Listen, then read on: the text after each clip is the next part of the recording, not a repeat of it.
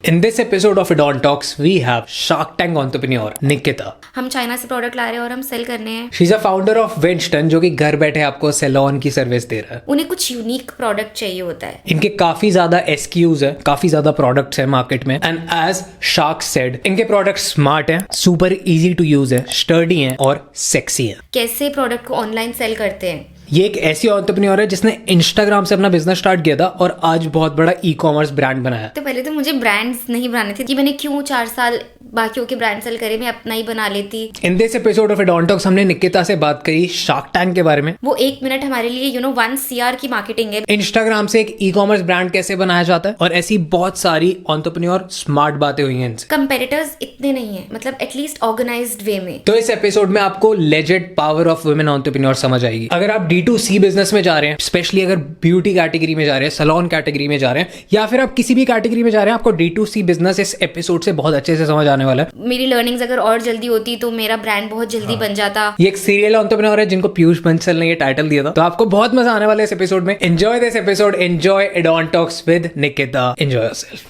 Hi Nikita, welcome to Adon talks. Hi. हाँ जी, तो एक बार आप, जैसे मैंने अपना इंट्रोडक्शन दिया था आपको, आप भी मेरे को और ऑडियंस को अपना इंट्रोडक्शन दे दो। Okay, so in a very like a small gist मैं बता दूंगी। सो 2013 में मैंने अपना काम स्टार्ट करा, इंस्टाग्राम पेज, और 2018 में मुझे लगा कि मैं दूसरों के ब्रांड्स क्यों सेल करूँ, मुझे अपना खुद का ब्रांड बनाना होगा। तो मैंने मिलाग्रो ब्यूटी स्टार्ट करा। D2C का एक्सपर्टीज़ तो था ही, और मुझे बिज़नेस ही करना था हमेशा से। और अपने ब्रांड बनाने का सच में मुझे पता था कि मतलब पैसों की साइकिल 24 आवर चलनी चाहिए, लाइक मॉर्निंग से नाइट। तो मुझे वेबसाइट बनानी है, और इंस्टाग्राम पेज में वो बात नहीं थी, मतलब रात तक पैसे आते थे, बट उसके बाद लाइक जो स्लीपिंग टाइम होता था उसमें भी मैं चाहती थी like the clock should keep running. और उसके बाद वेबसाइट बनाई मिलाग्रो ब्यूटी। और जब मेरी शादी हुई तो मैंने अपने हस्बैंड को बताया, क्योंकि वो भी ऑफलाइन बैकग्राउंड से दूसरों का प्रोडक्ट सेल कर रहे थे। तो मैंने उनको बोला ऑलमोस्ट सिमिलर स्टोरी, बट आप ऑफलाइन कर रहे हो, ऑनलाइन में आओ और अपना खुद का ब्रांड बनाओ। उनकी एक्सपर्टीज़ इलेक्ट्रॉनिक्स और मेरा D2C, तो हमने लगा चलो विंस्टन बनाते हैं। और लॉकडाउन का टाइम था, एंड वी मेड श्योर कि हम वो अपॉर्चुनिटी अच्छे से यूज़ करें, एंड विंस्टन कर रहे हैं अब। Nice, that's nice. तो आपको, जैसे आपने कहा कि मेरे को कॉलेज के बाद बिजनेस ही करना था, व्हाई इज दैट? तो I think every girl has this role model, और मेरे लिए वो मेरे फादर अभी तक है। तो जैसे मैं देखती थी like business, and he is on calls, he can come home जब भी हमें वो चाहिए, द अवेलेबिलिटी। और तभी से मुझे पता था कि मुझे जॉब नहीं करनी। और मुझे, क्योंकि मैं अपने फ्रेंड्स के पेरेंट्स को भी देखती थी लाइक वो क्या कर रहे हैं, वो कैसे टाइम देते हैं अपने किड्स को, तो मुझे बिजनेस से कुछ फैसिनेशन था, और मुझे बस अपना खुद का करना था। तो बेसिकली आपको खाली टाइम चाहिए था कि मेरे को कोई जॉब के उसमें फंसना नहीं है, और जो चीज़ मैं बिल्ड कर रही हूँ मेरी हो personal. Correct. Okay correct. Okay. तो आपने कॉलेज के बाद स्टार्ट कर दिया था एकदम? मैंने कॉलेज के बाद स्टार्ट कर दिया था इंस्टाग्राम पेज, जहाँ मैं इंटरनेशनल प्रोडक्ट्स सेल कर रही थी। क्या थे वो प्रोडक्ट्स? तो जैसे बहुत सारे प्रोडक्ट्स होते हैं, जैसे मॉइस्चराइजर्स, जो अब हम अपने ब्रांड में बना रहे हैं। बेसिकली हम वो बाहर के ब्रांड्स, आई शेडोज, लिपस्टिक, जो इंडिया में नहीं मिलते, वो सब सेल कर रहे थे, जो अब नायका कर रहा है। बट जब मैंने वो स्टार्ट करा था, आई डोंट थिंक सो इंस्टाग्राम भी इतना पॉपुलर नहीं था 2013 में। तो मेरी जो लर्निंग्स थी कि कैसे 2013 में मैंने ये प्रोडक्ट स्टार्ट, एग्जैक्टली वो भी इंस्टाग्राम पे। इंस्टाग्राम अपने लिए, अपने में इतना न्यू था। तो मेरे लिए बहुत डिफिकल्ट था लोगों को एक्सप्लेन करना कि तुम ऑनलाइन मेकअप कैसे खरीदोगे। क्योंकि वो पहले मैंने खुद से सीखा कि वो बेचे कैसे ऑनलाइन। तब आई थिंक सिर्फ स्नैपडील और ऐसे ब्रांड्स होते थे, तो हम उनको देखते थे कि वो लोग कैसे, कि वो लोग था तो फेमस नहीं था। मतलब फेमस एज इन मुझे नहीं पता था, मे बी वो अपने में होगा। बट मैं अमेजोन और इन सब पे देखती थी कि कैसे लोग सेल करते हैं। तो मेरी जो लर्निंग की जर्नी थी वो बहुत लंबी थी, क्योंकि अब अगर किसी को ऑनलाइन करना है तो गाइडेंस उसको बहुत जल्दी मिलेगी। तो मैंने अपनी खुद ही गलतियों से सीखा कि कैसे प्रोडक्ट को ऑनलाइन सेल करते हैं। तो आई थिंक वो स्ट्रेंथ भी कहीं ना कहीं है, और लर्निंग में बहुत टाइम लगा, वरना आज तक, अभी तक मतलब और एक्सपैंड कर दिया होता। तो अभी भी स्टार्टअप वाली कैटेगरी में ही आ रहे हैं, बट स्टार्टअप नहीं है। That's crazy. तो कैसे उस टाइम पे क्या प्रोसेस रहता था? आप बाहर जाते थे लेने, या फिर आप कहाँ से उठा रहे थे माल, कैसे करते थे? तो हमारे वेंडर्स तो इंडिया में ही थे, बट उससे भी ज़्यादा मुझे ये समझ आया वो सेल करके कि अगर हमने एक कम्युनिटी बिल्ड की है जिस पे लोग ट्रस्ट कर रहे हैं और वो हमसे खरीद रहे हैं, तो इसका मतलब अगर हमारा खुद का ब्रांड होगा तो वो तब भी हम पे उतना ही ट्रस्ट रखेंगे और वो खरीदेंगे हमसे, क्योंकि हमारे इंस्टाग्राम पे 1 लाख से भी ज़्यादा फॉलोअर्स है। हाँ तो हमें लगा कितना ट्रस्ट होगा, और जब हम अपना ब्रांड लेके आए मिलाग्रो ब्यूटी तो लोगों को लगा शायद ये भी कोई बाहर का ब्रांड है, और उन्होंने उस पर इतना अच्छे से ट्रस्ट करा। प्रोडक्ट जैसे ही आया उसी दिन हमें I think within like 1 week हमें 500 ऑर्डर्स थे हमें अपने प्रोडक्ट के, जो हमने एस्टिमेट किया था कि शायद हमें महीना या 2 महीने में वो सेल होगा। वो प्रोडक्ट गोल्ड इन्फ्यूज्ड ऑयल, जो हमारा फर्स्ट प्रोडक्ट मिलाग्रो ब्यूटी का। ओके तो हाँ, ऐसा इंस्टाग्राम की जर्नी ऐसे स्टार्ट हुई। नाइस। तो शार्क टैंक का इस ब्रांड को किन लेके गए? शार्क टैंक पे ऑनेस्टली हमने दोनों के लिए अप्लाई किया था, मिलाग्रो ब्यूटी एंड विंस्टन। क्योंकि जब हमने मिलाग्रो ब्यूटी स्टार्ट किया था उसके कंपेटिटर्स इतने नहीं थे, तो हम जो प्राइस पे हमें सेल करना होता था हम काफ़ी अच्छा और हाई प्राइस पे सेल करते थे, डिस्काउंट भी नहीं देते थे। बट आई थिंक अब इंडियन मार्केट के अकॉर्डिंग लोगों में जो उनकी आस्क है कि डिस्काउंट्स चाहिए हमें, उसकी अवेलेबिलिटी हर वेबसाइट पे होनी चाहिए। वरना पहले बहुत ब्रांड सोचते थे कि क्यों ना हम अपना एक वो रखें, सिर्फ हम एक्सक्लूसिवली अपनी वेबसाइट या एक्सक्लूसिवली एक ई कॉमर्स पर अवेलेबल है। अब हर ब्रांड का हर ई कॉमर्स पे और अपनी खुद की वेबसाइट होने में बहुत इंपॉर्टेंस है, तो उन्हें हर जगह अपनी अवेलेबिलिटी रखनी है। डिस्ट्रीब्यूटर नेटवर्क बड़ा होना चाहिए, करेक्ट। तो विंस्टन अभी एक ऐसा प्लेटफॉर्म है जो ऐसा मतलब ब्रांड है जिसमें कंपेटिटर्स इतने नहीं हैं। हाँ। मतलब एटलीस्ट ऑर्गेनाइज्ड वे में, मतलब वो ब्रांड नहीं बने अभी।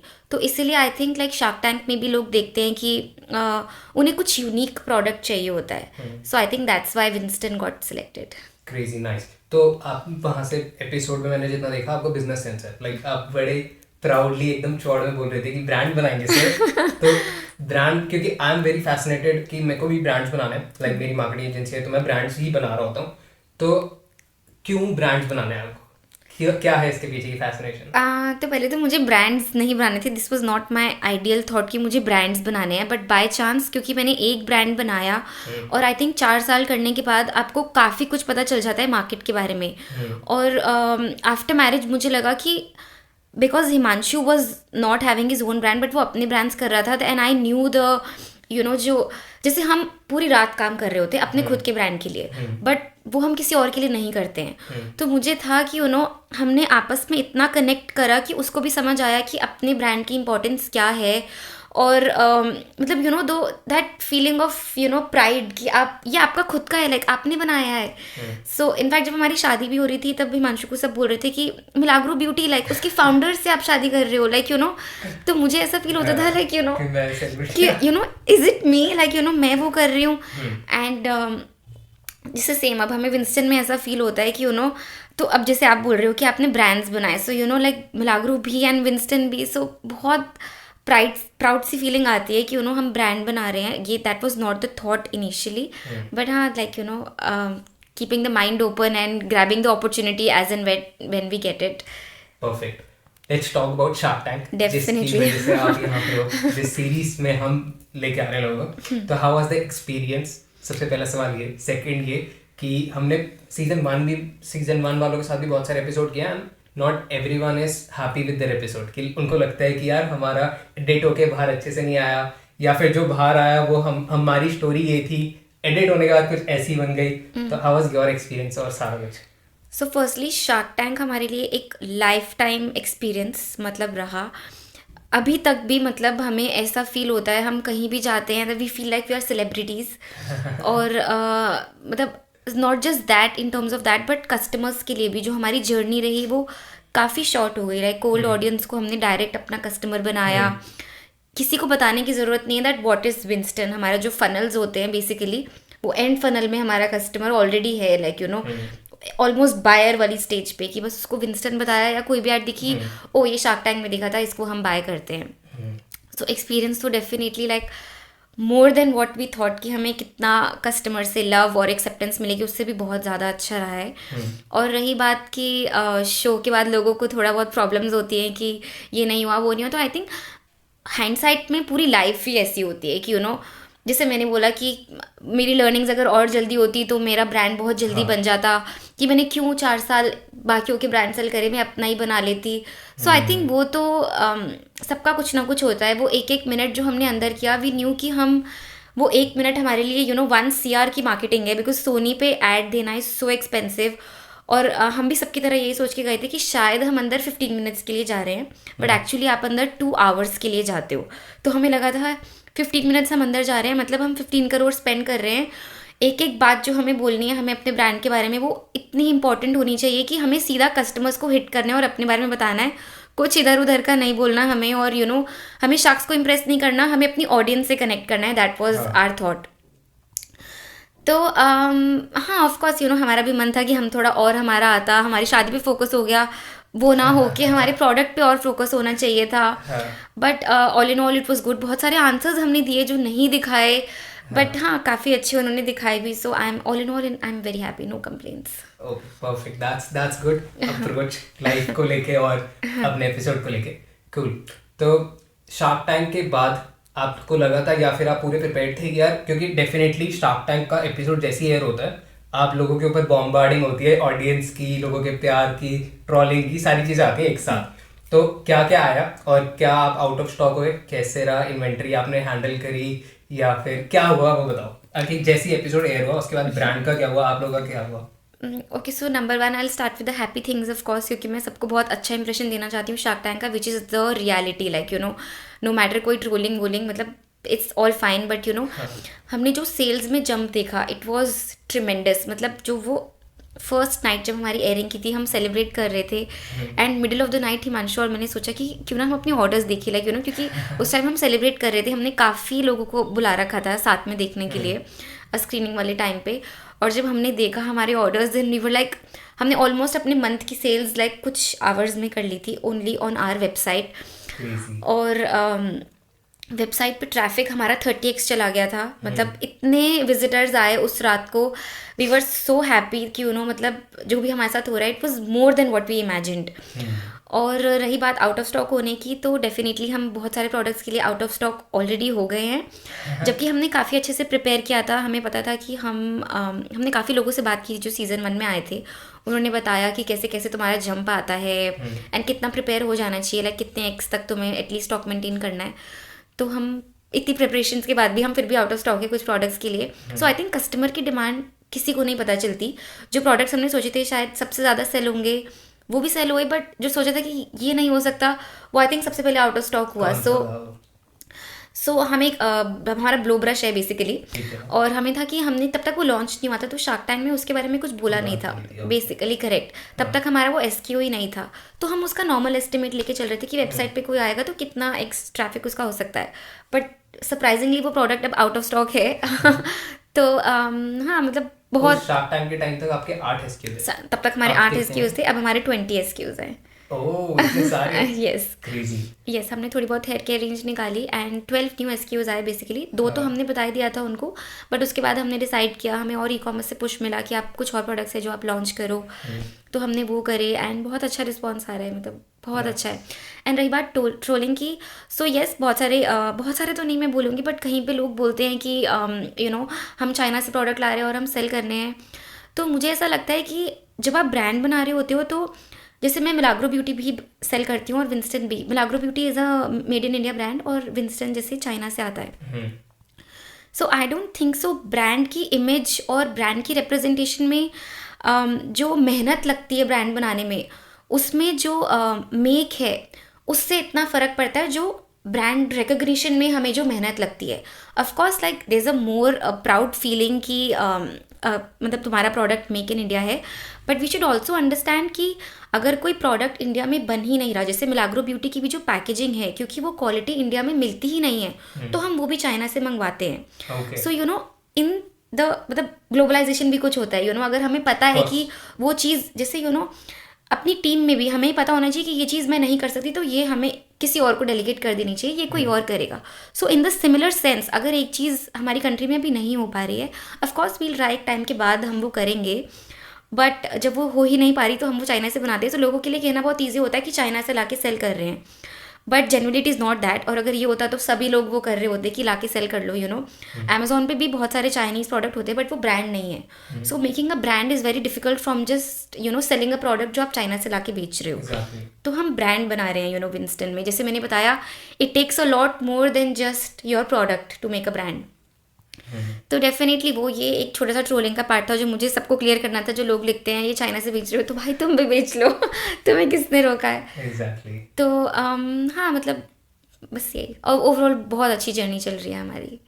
तो अभी कितने एक दिन में कितने ऑर्डर्स जा रहे हैं, लाइक आ तो ज़्यादा नहीं होंगे बट जा कितने? तो जैसे हमारी खुद की वेबसाइट पे हमारे जा रहे थे ऑलमोस्ट 40, और अब हमने एक 2x पे सेटल हो गए हैं, लाइक 100 पे। बट ऑफ कोर्स वो जो फर्स्ट वीक था हमारा उसमें हमने थाउजेंड्स में सेल करे, लाइक विद इन 1 वीक हमने ओवर 6000 SKUs सेल करे, जो हमारे लिए बहुत ही क्रेजी अमाउंट है सिर्फ अपनी खुद की वेबसाइट पे। ई-कॉमर्स इज़ डिफरेंट, तो बहुत अच्छा मतलब यू नो।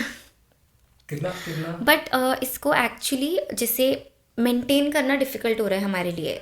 डिफ़िकल्ट हो रहा है इन द सेंस कि हमने अपनी टीम ऑलरेडी एक्सपैंड करके रखी हुई थी, बट टीम में और लोगों को लेके आना, उनको मैनेज करना, and then you know podcast में भी आना, and then so many calls, मतलब काफ़ी ओवरवेलमिंग अभी हमारे लिए चल रहा है मोमेंट, बट मज़ा आ रहा है काफ़ी। 4-5 महीने you know it's just keeping us you know very alive, कि मतलब हम क्या कर रहे हैं, this is what we actually wanted to do. So यही तो सपना होता है एग्जैक्टली। तो यू नो हमें लगता है कि यू नो बहुत टायर्ड फील कर रहे हैं, you know this so much, इतने कॉल्स आ रहे हैं, बट फिर हमें लगता है कि no, but you know it's just keeps us going, इसी के लिए ही तो कर रहे थे। करेक्ट, परफेक्ट, मतलब मजा आ रहा है उनको सुनने में, बहुत मजा आ रहा है हमें करने में भी। सो अभी कितनी बड़ी है आपकी टीम?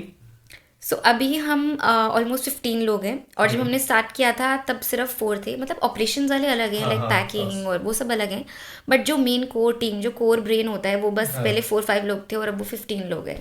ठीक है। तो व्हाट्स योर रोल, आप एग्जैक्टली क्या करते हो? So I take care of the creative part basically, जैसे front end basically Himanshu takes care of the operations and the back end, और मैं जो creative part जो social media पे जा रहा है, the packaging of the product, जो new product लेके आने हैं, उन सब का I take care of these things. Okay, perfect, nice. क्या future plans हैं आप लोगों के? प्रोडक्ट्स बढ़ाने हैं? प्रोडक्ट्स बढ़ाने हैं का तो बिल्कुल भी स्कोप नहीं है, बट ऑफकोर्स हम कस्टमर्स को यू नो हमारे लिए बहुत, हम क्लोजली उनकी बातों को और उनके फीडबैक को सुनते हैं। तो अगर उन्हें लगता है, जैसे यू नो हमने शो में भी बताया था कि हमारा जो सबसे हॉट सेलिंग प्रोडक्ट है वो फेस ट्रिमर और आईब्रो ट्रिमर है, तो हमें देखा कि लोगों को दोनों चाहिए, तो क्यों ना हमें एक रिप्लेसमेंट हेड दे दे उनको, तो वो हमारा थर्ड प्रोडक्ट आ गया। अभी जैसे मैंने आपको बताया ब्लो ब्रश हमारा बहुत सेल हो रहा है, तो हमें लग रहा है, और ड्रायर भी, हेयर ड्रायर, तो क्यों ना हम उसको 2-in-1 बना दें, एक ब्लो ब्रश और ड्रायर एक ही में रिप्लेसेबल हेड के साथ।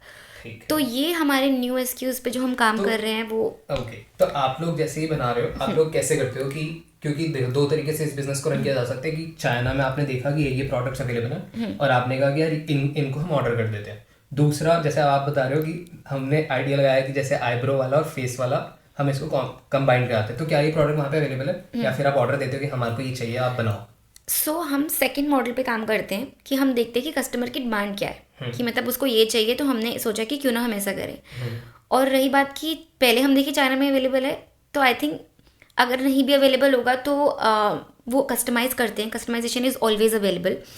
और ज़्यादातर ये होता है कि हमारे सोचने से पहले ही वो प्रोडक्ट अवेलेबल होता है। तो करेक्ट, ओके। तो आप चाइना विजिट करते हो प्रोडक्ट देखने के लिए या कैसे ऑनलाइन मंगवाते, सारा क्या रहता है? तो हमारे बहुत क्लोज रिलेटिव चाइना में रहते हैं जो हमारी डेफिनेटली हेल्प करते हैं, बट हम पर्सनली भी चाइना विजिट करते हैं। और बहुत बार ऐसा होता है कि हम इतने फ्रीक्वेंटली विजिट नहीं कर सकते, specially at this point of time now, जब हम पहले से थोड़े काफ़ी बिजी हो गए तो अब हमारे पास फेमस नहीं, बिजी बोलूँगी मैं। तो अब हमारे वो जो रिलेटिव है, हम उन्हें जैसे भी बताते हैं, like you know one of our teammate only, वो हमारे लिए पार्ट टाइम ऐसा कर लेते हैं, तो वो हमारी तरफ से लाइक फैक्ट्री विजिट्स करके और यू नो क्वालिटी चेक के लिए वहाँ पे जाना बहुत एसेंशियल होता है। तो वो हम डेफिनेटली किसी और से करवाते हैं अब। परफेक्ट। तो आपने इस ब्रांड को स्पेसिफिक, पहले आपने कहा था कि हम बहुत सारे प्रोडक्ट बेच रहे थे और उसके बाद हमने एक लाइन में लेके गए, राइट? ऐसा हुआ था या आपने स्टार्टिंग से ही सोचा था कि हम इसी के अराउंड बेचेंगे? सो हमने स्टार्ट एक सिंगल प्रोडक्ट से किया था, विंस्टन में एक सिंगल प्रोडक्ट फेस ट्रिमर से। उसके बाद हम लेके आए आईब्रो ट्रिमर, एंड जैसे जैसे हमें लगा कि हमारा पहले एक ट्रस्ट कंज्यूमर पे बिल्ड हो रहा है, और क्योंकि हमने लॉकडाउन में भी स्टार्ट किया था, तो हम रिस्क थोड़ा कम ले रहे थे उस टाइम पे instead of launching so many products. हमें देखना था कि कस्टमर की एक्सेप्टेंस क्या है। लॉकडाउन में माल आ रहा था, सब इजी था या हाँ, हो रहा था हमारा। और दूसरी बात ये कि मुझे ऑडियंस को ये बताना है कि अगर किसी भी काम को स्टार्ट करने से पहले वो लोग ये सोचेंगे कि लॉकडाउन में भी अगर हमने ये सोचा होता कि कौन हमारा प्रोडक्ट लेगा, लॉकडाउन चल रहा है अभी, हमें ये भी नहीं पता था लॉकडाउन कितने टाइम के लिए होगा, बट हमने वो विंडो ग्रैब करी और हमने वो रिस्क लिया that we should make this, क्योंकि वो आइडिया आया इससे पहले कि वो 3 महीने बाद किसी और को आए, वो हमें स्टार्ट करना था। सो वो चीज़ बहुत ज़रूरी होती है किसी भी बिजनेस में। तो हमने एक प्रोडक्ट से स्टार्ट किया था एंड धीरे धीरे हमने विद इन 1 ईयर 8 अपने इंपॉर्टेंट SKUs निकाले एंड नाउ वी हैव 20।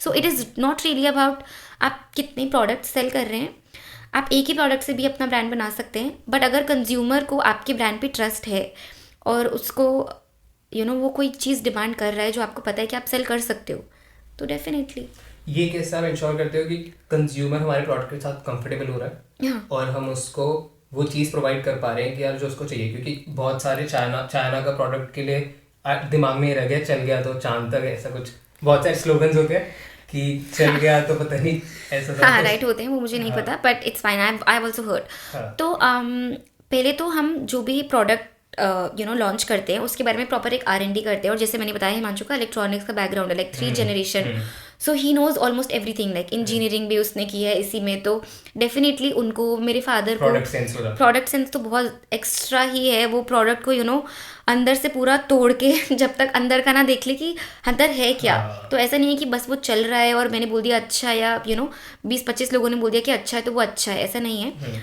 तो वो अंदर तक पूरा जैसे खुरेद के देखेंगे कि अंदर तक बना क्या है, कौन सी बैटरी है, क्या वायरिंग है, कि वो चेंज हो सकती है कि नहीं, और जो भी टॉप ब्रांड है उसके अंदर वो क्या यूज़ करते हैं। तो हमें उसी से मैच करना है बिकॉज अगर हम एक ब्रांड बना रहे हैं देन अगर और हम हमें मैच करना है जो भी टॉप क्वालिटी अवेलेबल चीज़ है इन द मार्केट, क्योंकि हम इंडिया से क्यों नहीं कर रहे, क्योंकि हमें उससे भी अच्छा कुछ चाहिए।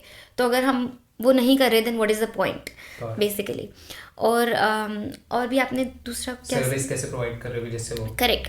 और हम क्या करते हैं, जो हमारा इंस्टाग्राम का जो प्लेटफॉर्म अभी भी हम जिसमें हमारे 1 लाख कम्युनिटी वाले हैं, हम थोड़े टाइम के लिए उस प्रोडक्ट का ड्राई रन भी करते हैं। एक महीना जैसे हमने 500 पीस या कुछ मंगवा लिया, उसको एक लेस प्राइस पे सेल करते हैं, जो हमारी तरफ से बेस्ट क्वालिटी है फर्स्ट, उसको सेल करके देखते हैं कि क्या हमें कोई फिर से कोई और फीडबैक मिल रहा है, not just in terms of complaint but in terms of improvisation also. कभी कभी आपको उसकी बॉडी चेंज करनी पड़ती है या लोगों को वो कलर पसंद नहीं आता उसका, so very minor things that may be we are missing on, but customer का feedback is super important for us, तो उसको हम इग्नोर नहीं कर सकते। तो हम वैसे फीडबैक लेके और बहुत जल्दी हम अपने प्रोडक्ट में चेंजेस करते हैं। परफेक्ट। कलर से याद आया, जो आपका मास्क था वो कुछ अजीब सा ही था, कि अजीब इन द सेंस कि मेरे को बहुत अच्छा इंटरेस्टिंग सा था, करेक्ट वर्ड होगा। सॉरी इसको एडिट में काट देना। कि मेरे को हो गया था यार इसको यूज करना, बट एक बार वो भी लग रहा था कि क्या है, हो गया इसके पीछे की साइंस क्या है, कि ब्लू कलर से ये चीज हो रही है, रेड कलर से ये चीज हो रही है। तो हाँ, काफ़ी शख्स भी काफ़ी इंट्रीग थे। इनफैक्ट बहुत सारी चीज़ें हुई उस मास्क के पीछे जो शो में नहीं दिखाया उन्होंने। जैसे जब नमिता मैम ने बोला कि मुझे ये थोड़ा गिमिकी लग रहा है, करेक्ट, तो हमने उनको बताया कि इट इज़ नॉट गिमिक, ये जो टेक्नोलॉजी है नासा ने डेवलप की थी LED की, तो वो अपने एस्ट्रोनॉट्स पे यूज़ करते थे उनकी हीलिंग के लिए। और प्लांट्स में भी क्योंकि वो जब ऊपर जाते हैं देन देयर इज ऑक्सीजन का लेवल बहुत वो हो रहा होता है, तो वो प्लांट्स में भी उन्होंने देखा कि ग्रोथ हो रही है because of that LED therapy जो इसको प्रोसेस को बोलते हैं। तो धीरे धीरे फिर बहुत सारे डॉक्टर्स ने ये यूज़ करना चाहिए दिया साइंस में, स्किन के लिए। एंड बहुत सारे हमने शो में भी बताया कि डेंटिस्ट भी यूज़ करते हैं जब आप कुछ करवा रहे होते हो, टीथ वाइटनिंग या कुछ भी, तो वो LED लाइट आपके ऊपर एक लगा के रखते हैं ताकि आपकी सेंसिटिविटी उसको रिड्यूस कर दे। जब हम नेल्स वगैरह करवाते हैं तो वो भी LED यूज़ करते हैं। तो आई थिंक LED एक ऐसी चीज़ है, आई वो सरप्राइज्ड कि नमिता मैम को नहीं पता है वो, क्योंकि वो खुद ही इस उससे हैं कि ओवरऑल कितने ग्लोबली सारे प्रोफेशंस में ये यूज़ होती है ये चीज़, और काफ़ी वाइडली एक्सेप्टेड है क्योंकि नासा ने ये डेवलप की थी। तो बट वो नहीं दिखाया पार्ट, बट ओके, सबका सब कुछ अच्छा नहीं दिखा सकते शो में, करेक्ट। सही बात है। तो जो वो है उसको कितनी देर तक लगाना होता है? 15 मिनट्स इज रेकमेंडेड। डेली या कैसे? आप डेली भी लगा सकते हो, आप वीक में 2 टाइम्स भी लगा सकते हो, उसका कोई हार्म नहीं, क्योंकि वो नैनो वेवलेंथ होती है। तो आप उसको कभी भी लगा सकते हो, टीवी देखते हुए आप कुछ भी कर रहे हैं, यू कैन यूज़ इट। और लोग तो इनफैक्ट इंटरनेशनली एलईडी बाथ्स लेते हैं और इतना एक्सपेंसिव ये प्रोसीजर होता है। और शार्क्स ने खुद बोला था कि इंटरनेशनल मार्केट में सब बहुत स्टडी करके होता है, तब हमने बताया कि इंटरनेशनली तो इसका और भी ज़्यादा यूज़ होता है एलईडी लाइट्स का।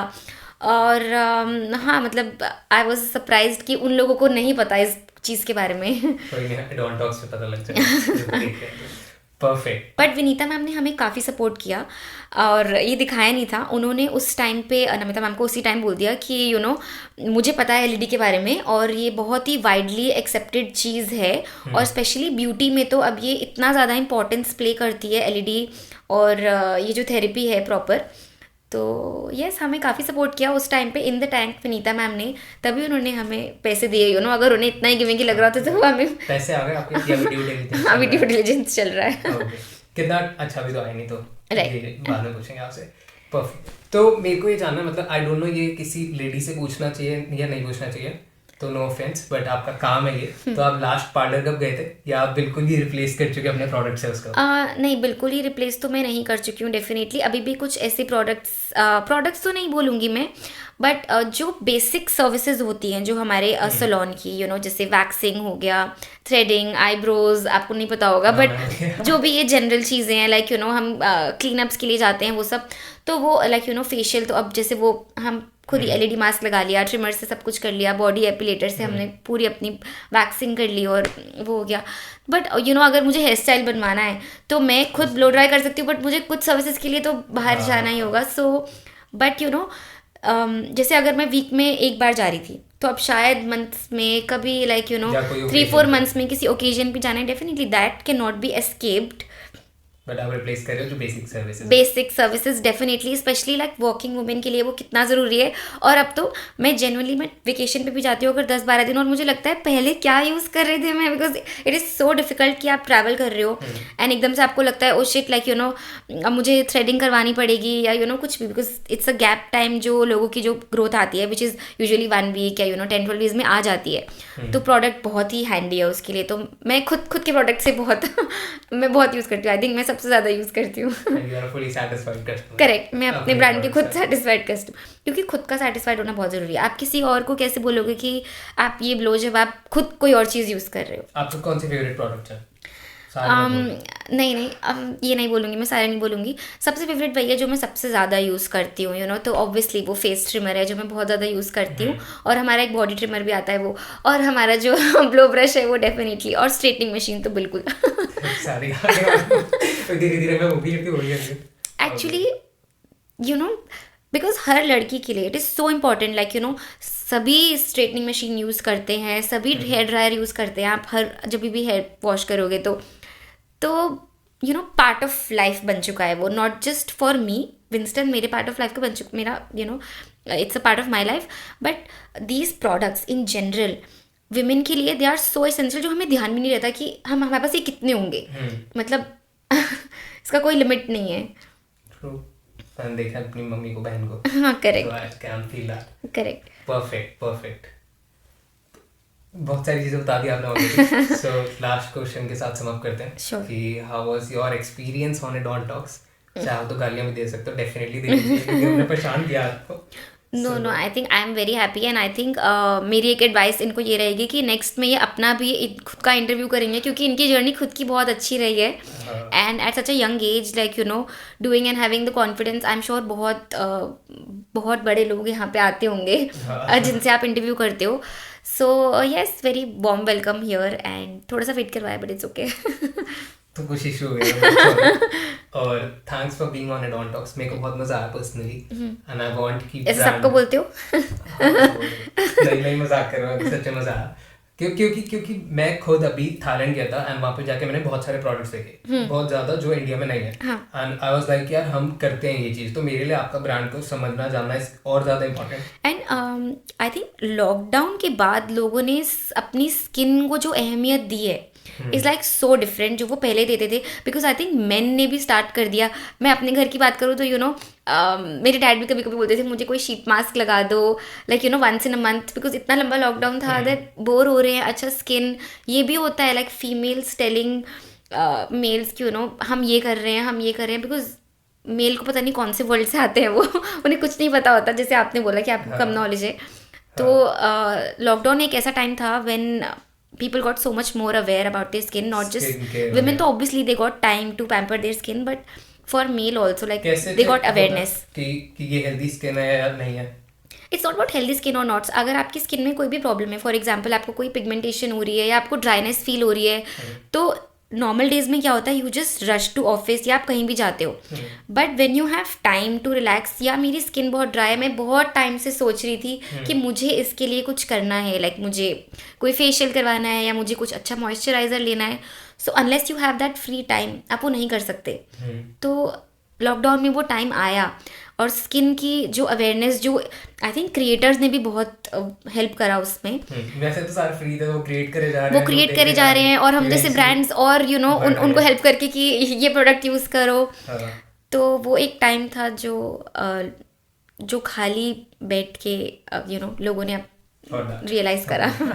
आपकी स्किन इतनी ग्लो कर रही है, ऐसे लाइट भी हमें कम करनी पड़ी। एलईडी आपने मिलाग्रो ब्यूटी का विटामिन सी सीरम और ऑयल लगा के एलईडी फेस मास्क मैं यूज करती हूँ। तो आप कितने फ्रीक्वेंटली करते हो इस चीज को? सो आई थिंक मॉइस्चराइजर और जो भी एसेंशियल ऑयल की तो डेली बेसिस पे लगाना होता है, but LED twice a week you can do. And I think यार नेटफ्लिक्स का ज़माना है, लाइक जो हमारे कोम्ब है और मास्क है, वो बस बैठे हुए लाइक अब नेटफ्लिक्स एंड चिल नहीं करना, नेटफ्लिक्स एंड एलईडी करना, नेटफ्लिक्स एंड एलईडी करना है सबको। नेटफ्लिक्स देखते हुए आपको एलईडी कोम यूज़ करनी है और एलईडी मास्क पहन के ही नेटफ्लिक्स देखना है और टैग करना विंस्टन को और डॉन डॉग्स को भी और मिलाग्रो ब्यूटी को भी और यॉक्सटर को भी ओके, और रॉयलिशियस को भी और डॉन प्लस को भी विंस्टन मत भूलना। फाइन, बहुत ब्रांडिंग कर ली हमने। परफेक्ट, मजा आया मेरे को। Thanks for being on Don Talks. Thank you so much. Thanks for watching this episode यहाँ तक। अगर आप ये आधे घंटे 1 घंटे या जितना भी देर का ये एपिसोड है आप देख के यहाँ तक आए हैं, तो प्लीज़ हमारे को फीडबैक दो कि जिससे हम इम्प्रूव करें कि क्या इसमें ऑडियो की गलती थी, मैं गेस्ट को रोक रहा था, इंटरप्ट कर रहा था, या फिर कुछ भी XYZ जो आपको लगता है कि यार हम इम्प्रूव कर सकते हैं, क्योंकि आपने ही देखना है इवेंचुअली, लास्ट में आपने ही देखना है, ये आप ही के लिए बन रहा है। तो आप हमें फीडबैक दो। अगर आप हमसे जुड़ना चाहते हो, हमारे साथ काम करना चाहते हो या कुछ भी चीज़ करना चाहते हो, नीचे डिस्क्रिप्शन में लिंक है, आप कम्युनिटी ज्वाइन कर सकते हैं। हम व्हाट्सएप पे, मैं, मेरी टीम, हम एक्टिव रहते हैं, बहुत सारे लोग उसमें ऑलरेडी हैं, तो आप वो ज्वाइन कर सकते हैं। और सब्सक्राइब भी कर लेना कि जिससे हमारे को मोटिवेशन मिलती रहे। एंड बस इतना ही। Thanks for watching this episode. Thank you so much.